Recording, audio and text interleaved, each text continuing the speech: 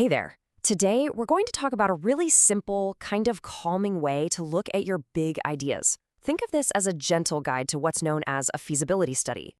So, you've got it. That spark, that new idea for a project, maybe a startup, or even just a new way to do things. It's super exciting, right? But, if we're being honest, it can also feel a little huge, maybe even a bit overwhelming. Before you start running a million miles an hour, buying domain names or pulling all-nighters, what if the most productive first step wasn't a step at all? What if you just took a moment to pause and just breathe? Well, that quiet moment of thought actually has a name. It's called a feasibility study. Now, I know that sounds super corporate and maybe a little intimidating, but it's really not. It's just a short, focused look to help you decide if it's even worth digging in deeper. This little comparison here really makes it clear. A feasibility study is just that quick look. It's not the whole long journey. It's the part where you're asking, should we do this? Not the part where you're shouting, we will. It's supposed to be cheap and fast, to save you from a potentially expensive and slow mistake. So the main thing to remember is this. It informs your decision. It isn't the final decision itself. And honestly, here's the best part. We can strip away all the complicated stuff. This whole process, this gentle pause, it really just boils down to asking yourself 3 simple but really powerful questions. Okay, first up, question number 1. Can it even work? This is all about looking at the practical, real-world possibilities of your idea. And this isn't about some sci-fi future tech. It's a really grounded question.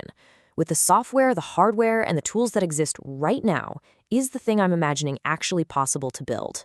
So you start thinking about things like this. Is the tech you need easy to get your hands on? Can you build it with a normal laptop and common software? Does it need to connect to something else, like your school's login system?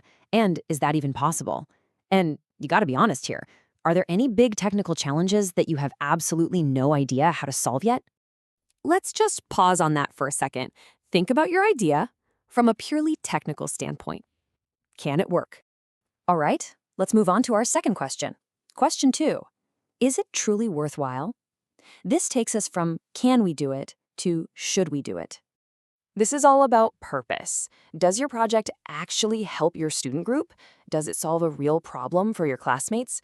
Basically, does it have a reason to exist beyond just being a cool thing you want to build? So you want to consider things like, will this help your club actually hit its goals for the semester? Is the benefit you get from it worth all the cost and effort? And this one's huge. Are you solving the right problem? So many projects fail not because they're built badly, but because they solve a problem nobody actually had. Okay, let's take another breath here. Beyond it just being a cool idea, what's the deeper why behind it? And that brings us to our final and maybe most grounding question. Number 3, can we realistically do it? This is all about you, your team, and what you actually have. This is the ultimate reality check. It's not about whether the idea is good in general.